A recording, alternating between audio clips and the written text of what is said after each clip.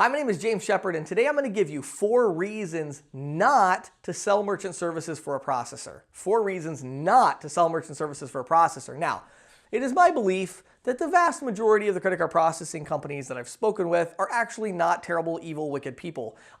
They just have very different value propositions. And so it's kind of funny to me, like I get the opportunity to talk to all these different salespeople and different ISOs and different managers. And it's so funny to me how like this group is like, well, this group is just terrible. They're just trying to rip off the merchant. And then this group is like, well, that group doesn't know how to make any money. And they're, and it's like, oh my goodness, they're different, right? But there are 4 things that I have noticed that I really believe you got to at least have these 4 things in today's marketplace to really effectively sell merchant services. So 4 reasons not to sell merchant services for a particular processor, okay? Now these are in no particular order, all right? So number 1 on my list is a high Schedule A per item cost or high Schedule A basis point cost. So let's back up for a second and talk about what the Schedule A is. So let's say you have a merchant and you sell them a 10-cent transaction fee, okay? So every time they do 100 transactions, they're gonna pay 10 cents a transaction, so they're gonna pay $10, right? 100 transactions times 10 cents is $10. So they are gonna pay $10 in fees. Now, what is the Schedule A cost? Well, let's say the Schedule A cost is 5 cents, right? So that means the profit out of that $10 is $5, okay? Because you have a 5-cent cost. 5 cents times 100 is $5. So you have a $5 cost, a total of $10 in revenue, so you have $5 in profit. Now, what you get out of that profit, we'll talk about later when we're understanding the compensation a little bit more, but you're going to get something, some percentage of that profit in most cases, okay? So that Schedule A cost, though, is a really big deal. Let's talk about the other type of Schedule A cost. The 2 that really matter are the per item fee. The other one that matters a lot, the other ones matter a little bit, but the other one that matters a lot is the basis points. So let's say you price them at 50 basis points, which is 0.5%. So a basis point is 1/100th of a percent. 100 basis points is 1%. 50 basis points is 0.5%. So they do 10,000 a month in volume. You sell them at 50 basis points and 10 cents. This is a pretty reasonable cost structure. That 50 basis points should be getting you $50, okay? Which is 0.5% of 10,000. It's $50. So they're gonna pay $50 in revenue. Now again, what is your Schedule A cost? Well, if your Schedule A cost is, 5 basis points, well, that's gonna be 5 basis points is 5/100ths of a percent times 10,000, that's $5. So now out of that $50 in revenue, $5 is cost, and that ends up giving you a spread of $45. Now here's the thing.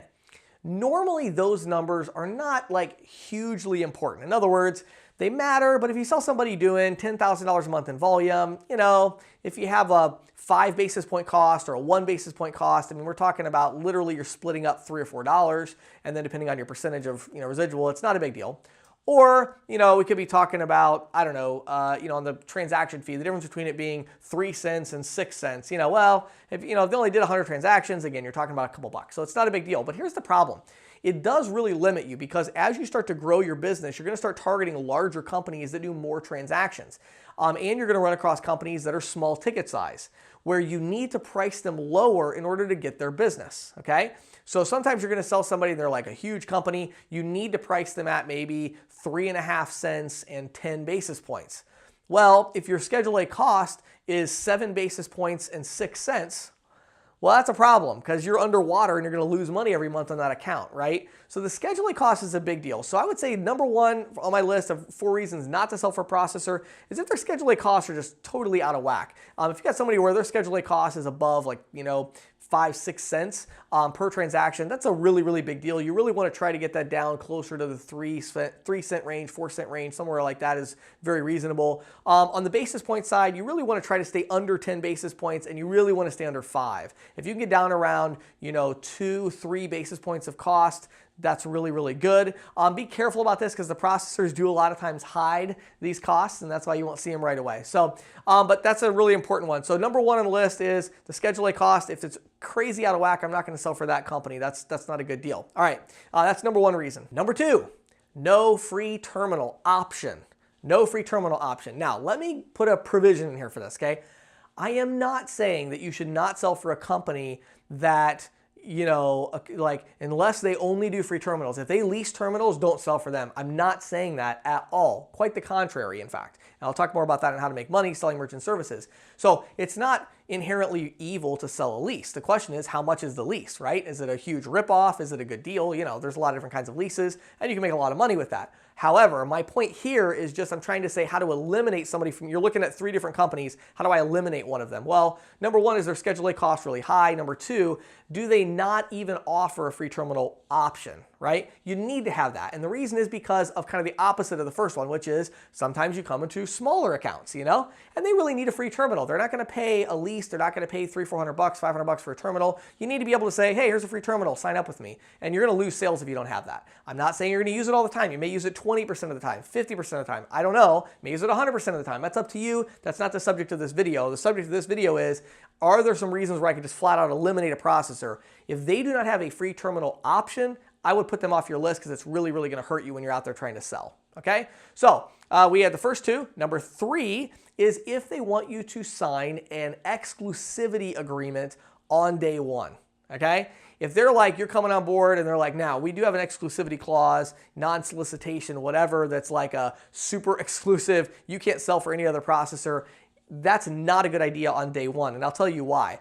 You may sell for them. This is like a game. There are so many ways to hide fees and hide costs and all these different things that it's literally a little bit of a game for the processor. And so you're not really going to know what their cost structure is, honestly, until you see the first statement from your first customer that comes in. And that's going to take 2 months. So you don't want to be exclusive on day 1. There's absolutely nothing wrong with an exclusivity agreement if you're getting some kind of financial benefit in return. I've done exclusivity deals before where I was getting money for helping to grow my business or whatever. And I'll talk more about that later. But as a general rule, I would never sign an exclusivity on day 1. I've never done that. I've had processors where I've had exclusives, but I've never been like, day 1, I'm exclusive.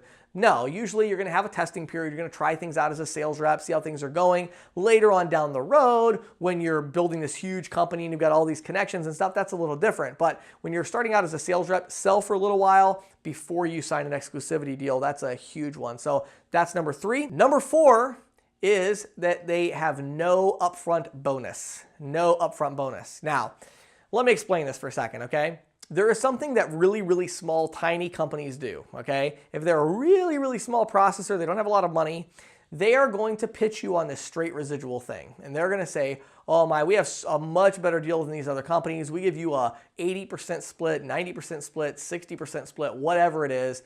You get all this percentage of the profits. Well, there's a couple problems with that.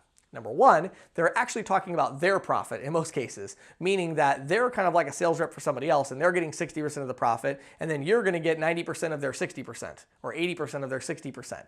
So it's a no-risk deal for them. You have to understand that, right? They have no risk at all. They're just paying you a percentage of what they get.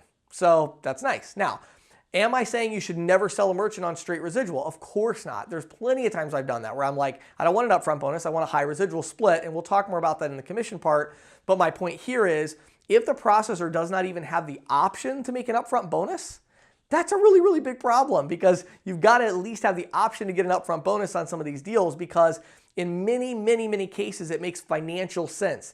Not just cash flow, not just, well, I'm broke and I need the money. No, I'm talking about if you have $100,000 in the bank and you go sell a merchant, there are many cases where I would advise you to take the upfront bonus on that deal because for you, it makes financial sense. It's a financial decision. That merchant might cancel, there's things that might happen, and it's a good deal to get the upfront bonus in a lot of cases. So if the processor does not have an upfront bonus program at all, again, you may or may not use it very often, but if they don't even have a program for upfront bonuses, they're off the list in my mind, okay? There's 4 reasons why I would not sell for a processing company.